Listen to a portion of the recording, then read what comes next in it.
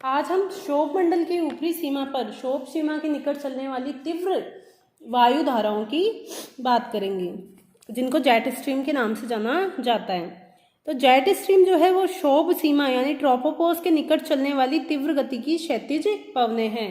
तो इनके चलने का स्थान मुख्यतः होता है जहाँ पर क्षोभ मंडल खत्म होता है और समताप मंडल शुरू होता है। तो वहाँ पर यानी क्षोभ मंडल के सबसे ऊपरी भाग में, जिसे क्षोभ सीमा ट्रोपोपॉज के नाम से जाना जाता है, वहाँ पर ये पवनें 8 से 16 लगभग 15 से 16 किलोमीटर की ऊंचाई पर चलती हैं।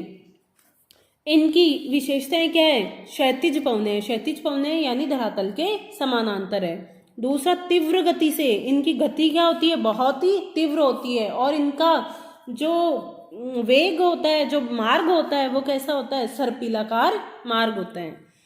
ये जेट वायु धाराएं लगभग 150 किलोमीटर चौड़ी व 2 से 3 किलोमीटर मोटी एक या दो संक्रमण पेटी में सक्रिय रहती है। और इनकी गति कितनी होती है? 150 से 200 किलोमीटर प्रति घंटा। यानी क्षोभ मंडल की ऊपरी सीमा, क्षोभ सीमा के निकट चलने वाली तीव्र वेग वाली सर्पिलाकार पवन को जेट स्ट्रीम के नाम से जाना जाता है। कोर के निकट इनकी गति 325 किलोमीटर प्रति घंटा तक भी हो जाती है। ये जेट वायुधाराएं सामान्यतः उत्तरी गोलार्ध में ही मिलती है। दक्षिणी गोलार्ध में ये सिर्फ दक्षिणी ध्रुवों के आसपास ही मिलती है, यानी इनका विस्तार मुख्यतः उत्तरी गोलार्ध में पाया जाता है। यद्यपि हल्के रूप में रोस्बी वेव के रूप में ये अन्य अक्षांशों के ऊपर भी मिलती है। इन जेट धाराओं की उत्पत्ति का मुख्य कारण पृथ्वी की सतह पर तापमान में अंतर और उससे उत्पन्न वायुदाब प्रवणता है। यानी इन जेट धाराओं की उत्पत्ति का मुख्य कारण धरातल के पास होने वाले वायुदाब में अंतर है। जेट वायु धाराएं मुख्यतः 4 प्रकार की होती है। पहली होती है पोलर नाइट जेट स्ट्रीम, दूसरा है ध्रुवीय वाताग्र jet stream, polar front jet stream के नाम से जाना जाता है जिनको, तीसरा है उपोष्ण कटिबंधीय पछुआ जेट स्ट्रीम, और चौथा जो अपन ने भारतीय मानसून की उत्पत्ति के दौरान पढ़ा था, उष्ण कटिबंधीय पूर्वी जेट स्ट्रीम। तो सबसे पहले हम पढ़ते हैं पोलर नाइट जेट स्ट्रीम। इसका विस्तार उत्तरी व दक्षिणी दोनों गोलार्धों में 60 डिग्री से ऊपरी अक्षांश यानी 60 डिग्री से 90 डिग्री अक्षांशों के मध्य मिलता है। जो ध्रुवीय रात्रि जेट स्ट्रीम है, पोलर नाइट जेट स्ट्रीम, इसका विस्तार दोनों गोलार्धों में पाया जाता है, उत्तरी गोलार्ध व दक्षिणी गोलार्ध। और दोनों गोलार्धों में कहाँ पर? आर्कटिक व अंटार्कटिक रेखा से ध्रुवीय क्षेत्रों के मध्य पाया जाता है। अब है ध्रुवीय वाताग्री जेट स्ट्रीम यानी पोलर फ्रंट जेट स्ट्रीम। यह 30 डिग्री से 70 डिग्री उत्तरी अक्षांशों के मध्य यानी उत्तरी गोलार्ध में इसका विस्तार पाया जाता है, दक्षिणी गोलार्ध में नहीं पाया जाता। तो 30 डिग्री से 70 डिग्री उत्तरी अक्षांश के मध्य 9 से 12 किलोमीटर की ऊंचाई, ये तो हम जानते ही हैं कि क्षोभ मंडल की ऊपरी सीमा अर्थात 9 से 12 किलोमीटर की ऊंचाई पर मिलता है। इनका संबंध है ध्रुवीय वाताग्र से। ध्रुवीय वाताग्र का निर्माण कहाँ होता है? वह क्षेत्र, जब हम बात करते हैं उपोष्ण कटिबंधीय उच्च वायुदाब की पेटी से, जब हम बात करते हैं यहाँ पर क्या है? 60 से 65 डिग्री अक्षांशों के मध्य क्या है? 60 से 65 डिग्री अक्षांशों के मध्य क्या है? उपोष्ण कटिबंधीय क्या उपध्रुवीय न्यून वायुदाब की पेटी। और यहाँ पर क्या है? ध्रुवीय उच्च वायुदाब की पेटी। इसके दक्षिण में है उपोष्ण कटिबंधीय उच्च वायुदाब की पेटी। तो यहाँ से पछुआ पवनें मिलती है और यहाँ से ध्रुवीय पवनें। ये पवनें यहाँ पर 60 से 65 डिग्री के आसपास क्या होती है? आपस में मिलती है। जब मिलती है तो ये हवाएं कैसी है? ठंडी है। ये हवाएं कैसी है? गर्म है। तो जिसके कारण यहाँ पर वाताग्र का निर्माण होता है। और ये वाताग्र ही इनका जो ध्रुवीय जेट स्ट्रीम है, ध्रुवीय वाताग्र जेट स्ट्रीम है, इनकी उत्पत्ति के लिए उत्तरदायी है।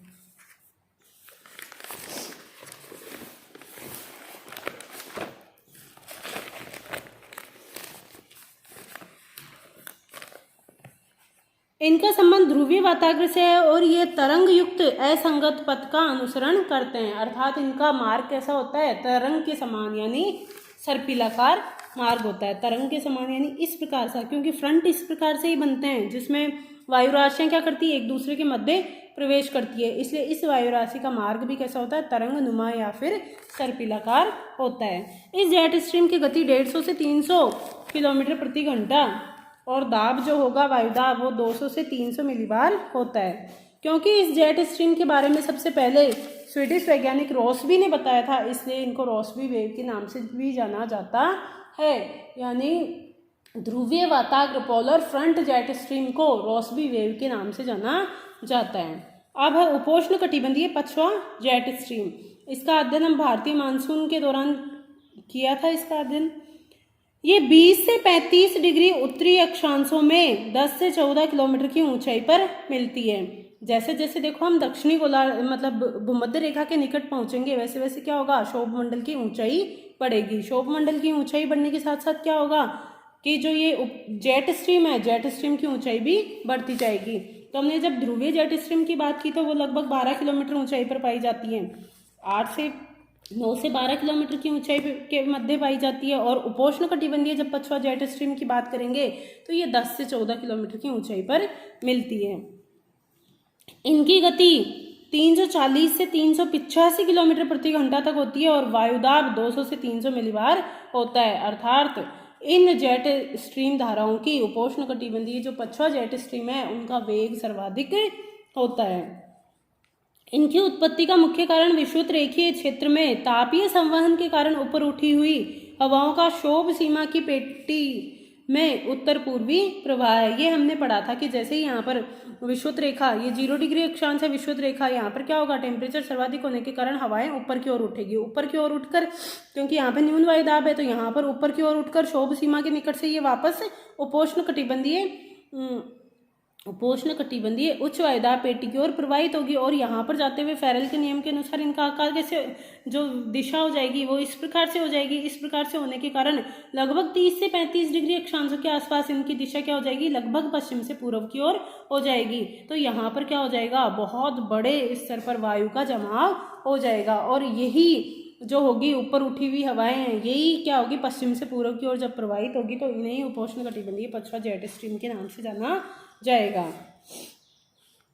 भारत में दिसंबर से फरवरी के मध्य पश्चिमी विक्षोभ लाने के लिए यही जेट स्ट्रीम जिम्मेदार है। भारत में जो माना जाता है कि जो मावट की वर्षा होती है, यानी जो शीतकालीन जो वर्षा होती है उत्तरी पूर्वी भागों में, वो कहाँ से होती है, भूमध्य सागरीय चक्रवातों के कारण होती है।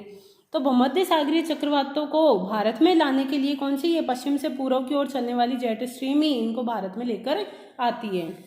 अब चौथी की अपन बात करें तो यह है उष्ण कटिबंधीय पूर्वी जेट स्ट्रीम, जहां अन्य सभी जो जेट धाराएं हैं वो पश्चिम से पूर्व की ओर चलती हैं। यानी अन्य उष्ण कटिबंधीय पूर्वी जेट स्ट्रीम के अलावा सभी जेट स्ट्रीम धाराओं की दिशा पश्चिम से पूर्व की ओर होती है।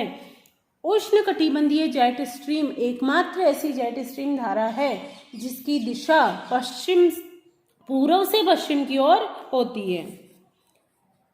वहीं इस जेट स्ट्रीम की दिशा उत्तर पूर्वी होती है। ये सिर्फ उत्तरी गोलार्ध में पाई जाती है और 35 डिग्री से 8 डिग्री अक्षांशों के मध्य सिर्फ और सिर्फ ग्रीष्म काल में उत्पन्न होती है। हमने देखा था कि ग्रीष्म काल में जैसे ही आईटीसी जेट उत्तर की ओर खिसकता है तो ये जो उपोष्ण कटिबंधीय पछवा जेट स्ट्रीम है ये क्या करेगी, तिब्बत के पठार के उत्तर की ओर से प्रवाहित होने लगेगी, जिसके कारण हिमालय के आसपास जो नीचे वाला जो क्षेत्र है, मैदानी क्षेत्र, वहां पर एक अन्य जेट स्ट्रीम की उत्पत्ति होगी सिर्फ ग्रीष्म काल में, जिसको उष्ण कटिबंधीय पूर्वी जेट स्ट्रीम के नाम से जाना जाएगा। अर्थात इसकी उत्पत्ति सिर्फ और सिर्फ उत्तरी गोलार्ध में 8 से 24 डिग्री अक्षांशों के मध्य सिर्फ और सिर्फ ग्रीष्मकाल में होती है। 14 से 16 किलोमीटर की ऊंचाई पर जैसे जैसे देखो हम भूमध्य रेखा की ओर जा रहे हैं, जेट स्ट्रीम की ऊंचाई भी क्या होती जा रही है, बढ़ती जा रही है। 14 से 16 किलोमीटर की ऊंचाई पर इनकी उत्पत्ति 100 से 150 मिलीबार वायुदाब वाले क्षेत्रों में होती है। इस जेट स्ट्रीम की गति 180 किलोमीटर प्रति घंटा होती है। भारतीय मानसून की उत्पत्ति के लिए यही जेट स्ट्रीम उत्तरदायी है। यह माना जाता है कि जब भारत के उत्तरी मैदानी क्षेत्रों पर उष्ण कटिबंधीय पूर्वी जेट स्ट्रीम का विस्तार होता है तभी भारत में मानसून सक्रिय होता है। गर्म होने के कारण यह जेट स्ट्रीम सतही गर्म व आर्द्र हवाओं को ऊपर उठाकर भारत में संवहनीय वर्षा भी करवाती है, जिसके कारण भारत में मानसून का प्रस्फोट होता है। तो हम बात करते हैं, देखो डायग्राम में, जैसे कि ये है कौन सा है, 0 से 8 डिग्री के मध्य ये भूमध्य रेखा वाला क्षेत्र है जहाँ पर भूमध्य रेखीय न्यून वायुदाब की पेटी पाई जाती है। ये 30 से 35 डिग्री अक्षांशों के मध्य उपोष्ण कटिबंधीय उच्च वायुदाब की पेटी पाई जाती है और 60 से 65 डिग्री अक्षांशों के मध्य कौन सी, उपध्रुवीय न्यून वायुदाब की पेटी पाई जाती है। ये सतह की बात कर रहे हैं हम। तो अगर जेट स्ट्रीम की बात की जाए तो हम देखते हैं कि उत्तरी गोलार्ध में संपूर्ण क्षेत्र पर जेट स्ट्रीम का प्रवाह पाया जाता है। सिर्फ ये जो 8 से 20 डिग्री अक्षांशों के मध्य जो जेट स्ट्रीम पाई जा रही है ये साल भर प्रवाहित नहीं होती, ये सिर्फ और सिर्फ ग्रीष्म काल में प्रवाहित होती है। लेकिन दक्षिणी गोलार्ध की अगर बात की जाए तो दक्षिणी गोलार्ध में सिर्फ कौन सी ध्रुवीय रात्रि jet stream, polar night jet stream का ही विस्तार पाया जाता है। अब उत्तरी गोलार्ध की हम पोलर नाइट जेट स्ट्रीम दोनों गोलार्धों में पाई जाती है, 60 से लेकर ध्रुवीय 60-70 अक्षांश से लेकर ध्रुवीय क्षेत्रों तक। देखो अगर धरातल की बात की जाए तो यहाँ से इस दिशा में पवन चलती है, यहाँ पर उष्ण क्या पाया जाता है, उपध्रुवीय न्यून वायुदाब की पेटी, यहाँ से क्या होगी, पवन ऊपर उठेगी। ठीक है, ऊपर उठ के जो ऊपरी वायुमंडल है उसमें इस प्रकार से जाएगी और नीचे ध्रुवीय क्षेत्रों में वापस नीचे उतरेगी। तो ये जो दिशा दे रखी है ये ऊपरी क्षोभ मंडल की वायु धाराओं की दिशा है। अब इसकी बात की जाए तो ये 30 से 35 से 60 डिग्री अक्षांशों के मध्य जो जेट स्ट्रीम चलती है उसको कहा जाता है कौन सी, उपोष्ण कटिबंधीय पछुआ जेट स्ट्रीम। ये उपोष्ण कटिबंधीय जो पछुआ जेट स्ट्रीम होती है ये 30 से 35 डिग्री अक्षांशों के मध्य पश्चिम से पूर्व की ओर चलती है। और 20 से 35 डिग्री अक्षांशों के मध्य एक अन्य उपोष्ण कटिबंधीय पश्चिमी जेट स्ट्रीम चलती है और यहाँ पर पोलर फ्रंट जेट स्ट्रीम चलती है। और इस क्षेत्र में क्या होता है, ये इस क्षेत्र में क्योंकि निचली सतह पर, धरातल की निचली सतह पर यहाँ से तो ध्रुवीय पवनें और यहाँ से क्या उनसी पछुआ पवनें आपस में मिलती है, जिसके कारण यहाँ पर फ्रंट बनते हैं।